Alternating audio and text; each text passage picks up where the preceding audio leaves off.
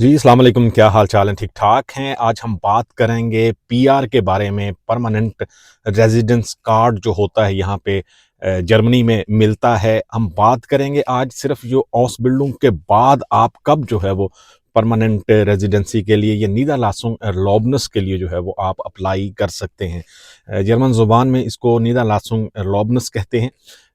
आपको कौन-कौन से डॉक्यूमेंट्स रिक्वायर्ड हैं और सबसे बड़ा जो क्वेश्चन होता है कि कब जो है वो आप अप्लाई कर सकते हैं। बहुत सारे लोग ये पूछते हैं जी कि हम हाउस बिल्डिंग के फ़ौरन बाद जो है वो ये अप्लाई कर सकते हैं या नहीं कर सकते। ये सारे क्वेश्चंस जो हैं वो उनके आंसर आपको इस वीडियो में मिल जाएँगे। सबसे पहले हम बात करेंगे कि पीआर के फ़ायदे क्या हैं। आप जो है वो फ्रीली यहाँ पे जर्मनी में किसी भी सिटी में जो है वो मूव कर सकते हैं। इसके अलावा आप इजीली अपनी फैमिली जो है वो यहाँ पे जर्मनी में बुला सकते हैं। आपको आपके कार्ड के रिन्यूअल की जो है वो कोई टेंशन नहीं रहती। आप बहुत सारे और बेनिफिट भी जो हैं वो ले सकते हैं। जैसे सिटीज़नशिप के लिए जो है वो आपको एक रास्ता मिल जाता है कि आपके पास पीआर है और आप यहाँ पे जो है वो पासपोर्ट अप्लाई कर सकते हैं। लेकिन इसका मकसद या इसका मतलब जो है वो हरगिज़ ये नहीं है कि पीआर के बिना जो है वो आप यहाँ पे जर्मन नेशनैलिटी के लिए अप्लाई नहीं कर सकते। पीआर एप्लीकेशन के लिए कौन-कौन सी कॉमन मिस्टेक्स जो हैं वो अमूमन लोग करते हैं। सबसे पहले उनके पास जो है वो बी1 लैंग्वेज सर्टिफिकेट नहीं होता। बी1 लैंग्वेज सर्टिफिकेट जो है वो निदालासुंग एर्लॉबनिस के लिए या पीआर के लिए होना ज़रूरी है। दूसरी मिस्टेक्स जो होती है वो है कि उनके जो पेंशन का कंट्रीब्यूशन है, जो सोशल बेनिफिट्स हैं वो पूरा नहीं है। 60 मंथ्स का जो है वो कंट्रीब्यूशन जो पेंशन है आपकी उनका या सोशल बेनिफिट जो हैं उनका कंट्रीब्यूशन जो है वो होना चाहिए। इसके अलावा आप ऑस बिल्डिंग से रिलेटेड जो जॉब होती है वो नहीं कर रहे होते। आपने एक ऑस बिल्डिंग की है, जैसे लॉजिस्टिक की ऑस बिल्डिंग की है और आप एज ए कार मैकेनिक, क्योंकि आपका शायद उसमें एक्सपीरियंस होगा तो आप इस तरह की जो है वो जॉब करते हैं। ये भी एक मिस्टेक है। इनकम्प्लीट डॉक्यूमेंट्स जो होते हैं, आपके डॉक्यूमेंट्स पूरे नहीं हैं, वहाँ पे जो है वो आपको प्रॉब्लम होती है। जॉब सेंटर से जो है वो आप पैसे लेते रहे हैं, वहाँ पे प्रॉब्लम होती है। ये सारी चीज़ें जो हैं या मिस्टेक्स जो हैं वो अमूमन लोग करते हैं, जिसकी वजह से उनकी पीआर जो है वो डिले होती है। हमने बेनिफिट्स पे बात कर ली, हमने मिस्टेक्स पे बात कर ली। अब क्या-क्या चीज़ें जो हैं वो होनी चाहिए। आपके पास एक कंप्लीट रिकॉग्नाइज्ड ऑस बिल्डिंग जो है वो जर्मनी में होनी चाहिए। सारी ऑस बिल्डिंग्स जो हैं वो रिकॉग्नाइज्ड होती हैं, लेकिन कुछ ऐसी ऑस बिल्डिंग होती हैं जैसे 1 साल की या 1.5 साल की जो ऑस बिल्डिंग होती है वो अमूमन जो है वो यहाँ पे रिकॉग्नाइज्ड एज़ सच नहीं होती। वो सारी ऑस बिल्डिंग प्रोग्राम जो ईहाका या हंडवेक्स कमर के अंडर आते हैं वो रिकॉग्नाइज्ड होते हैं। इसके अलावा आपके पास फुल टाइम जॉब का कॉन्ट्रैक्ट नहीं होता। आपके पास जो कॉन्ट्रैक्ट है उसमें वो प्रोबेशनरी पीरियड में है या प्रोबीसाइट में है। आपके पास फुल टाइम जॉब का कॉन्ट्रैक्ट जो है वो होना चाहिए। आपका जो कंट्रीब्यूशन है पेंशन का वो 60 मंथ का होना चाहिए।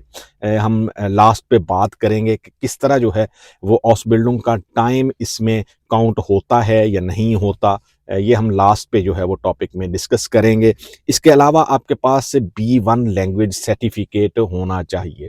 ये ज़रूरी है। बहुत सारे लोग शायद ये सोचते हों कि जब वो हाउस बिल्डिंग के लिए आते हैं तो बी1 लैंग्वेज सर्टिफिकेट के बिना जो है वो शायद उनको हाउस बिल्डिंग नहीं मिलती। तो बी1 सर्टिफिकेट जो है वो होना चाहिए। इसमें ये भी होता है कि जो लोग यहाँ पे हैं जर्मनी में, तो अमूमन उनके पास अगर लैंग्वेज सर्टिफिकेट बी1 तक नहीं भी है तब भी वो जो है वो हाउस बिल्डिंग स्टार्ट कर सकते हैं।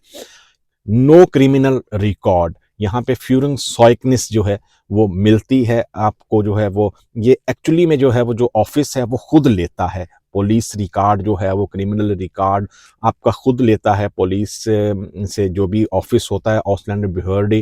आप को ये है दोबारा से लेने की या खुद से लेने की जो है वो ज़रूरत नहीं होती।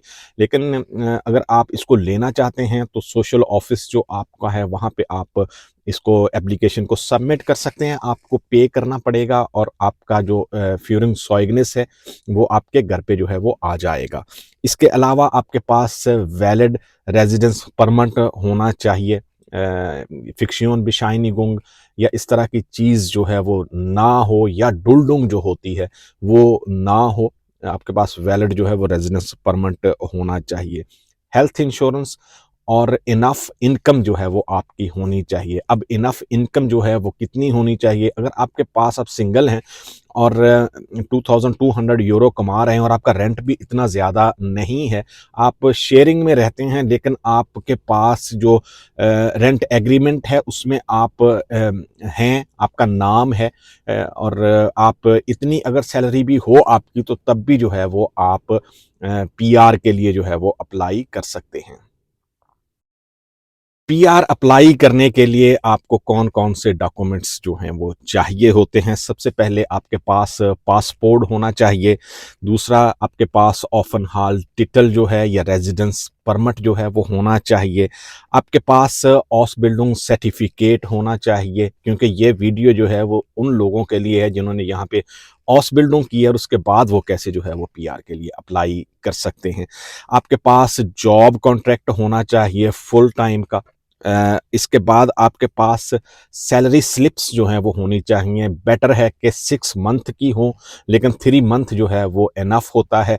अगर आपके पास 3 मंथ की भी हैं तो तब भी जो है वो आप अप्लाई कर सकते हैं। रेंट कॉन्ट्रैक्ट जो है वो आपके पास होना चाहिए खुद का। ये नहीं है कि आप किसी के साथ रहते हैं और रेंट का जो कॉन्ट्रैक्ट है उसमें आपका नाम है ही नहीं। आप पैसे बचाने के लिए किसी के साथ शेयरिंग में रहते हैं और आप सोचते हैं जी कि मुझे तो रेंट कॉन्ट्रैक्ट की ज़रूरत ही नहीं है।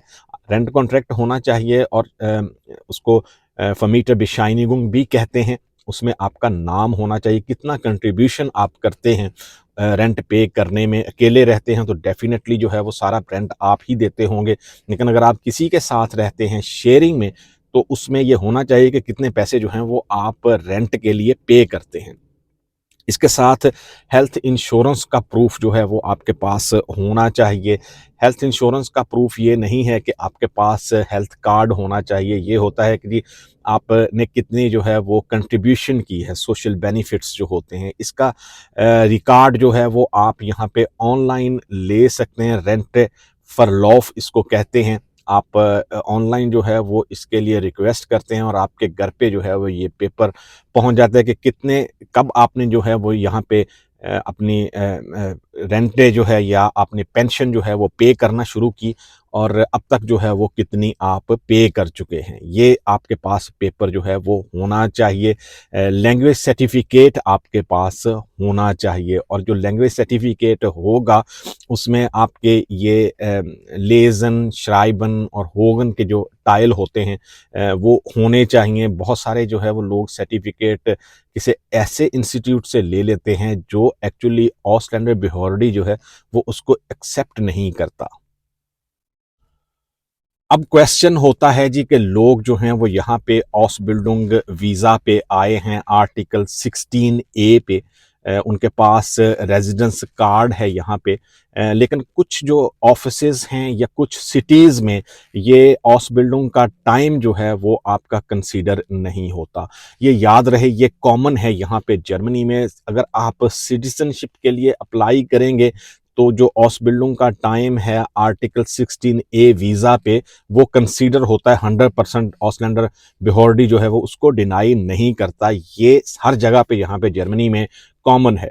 लेकिन कुछ ऑफिसेज में या कुछ सिटीज़ में जहाँ पे आप ऑसबिल्डिंग के लिए आते हैं वहाँ पे ये टाइम जो है वो कंसीडर नहीं होता। इट मीन्स कि आपको बाद में जो है वो 5 साल काम करना होगा, तो तब जो है वो आप पीआर के लिए जो है वो अप्लाई कर सकते हैं। लेकिन बहुत सारे सिटीज़ में 100% जो है ये टाइम कंसीडर होता है जो आप इस वीज़ा पे आते हैं। अब यहाँ पे दो सूरत हाल बनती हैं कि जो लोग यहाँ पे इल्लीगल हैं, क्योंकि वो भी जो है वो ऑसबिल्डिंग कर सकते हैं, तो उनका टाइम कहाँ से स्टार्ट होगा?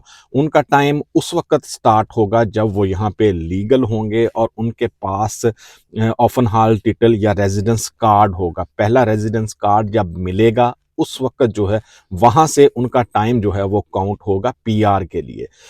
ये होता है कि आप दौरान ऑस बिल्डिंग भी जो है वो अपने सोशल कंट्रीब्यूशन जो है वो पे करते हैं, लेकिन यहाँ पे सिस्टम है, अगर आप बहस करेंगे तो फिर आप प्रॉब्लम में होंगे। यहाँ पे इस तरह नहीं होता। अगर वो वीज़ा ऑफिसर या ऑसलैंडर अम्ट में जो भी बंदा या बंदी आपके केस को हैंडल कर रहे हैं, अगर वो इस चीज़ को एक्सेप्ट कर लेते हैं जी कि ये टाइम जो है वो आपका कंसीडर होगा, आर्टिकल 16 ए की मैं बात कर रहा हूँ, जो लोग किसी दूसरे कंट्री से यहाँ पे आके ऑस बिल्डिंग करते हैं उनका, तो वेल एंड गुड है। लेकिन अगर नहीं करता तो फिर आपको जो है वो वेट करना होगा, और वेट करने के बाद 5 साल बाद जो है या 60 मंथ की पेंशन देने के बाद एज अ स्किल्ड वर्कर आप काम करते हैं, आपके पास फुल टाइम कॉन्ट्रैक्ट है, तो तब जो है वो आप नीदरलासुंग एर्लॉबनिस या पीआर के लिए जो है वो अप्लाई कर सकते हैं। ये थी हमारी आज की वीडियो कि ऑसबिल्डिंग करने के बाद जो है वो आप कब यहाँ पे पीआर के लिए अप्लाई कर सकते हैं। मैं कोशिश करूँगा इसी वीडियो से रिलेटेड एक और वीडियो अपलोड करूँ कि जो वर्कर्स एज अ वर्कर जो है वो यहाँ पे आते हैं, जॉब स्टार्ट करते हैं, तो वो लोग कब जो है वो पीआर के लिए अप्लाई कर सकते हैं। लेकिन आज का हमारा टॉपिक सिर्फ यहीं तक महदूद था। मैंने कोशिश की कि जो लोग ऑस बिल्डिंग कर रहे हैं उन्हीं से रिलेटेड जो है वो मैं बात करूं, लेकिन जो एज अ वर्कर यहाँ पे आते हैं वो कब जो है वो इस पीआर के लिए अप्लाई कर सकते हैं, उस पे मैं एक सेपरेट वीडियो जो है वो ज़रूर जल्दी अपलोड करने की कोशिश करूँगा। दुआओं में ज़रूर याद रखें, मिलेंगे किसी दूसरी वीडियो में। अल्लाह हाफिज़।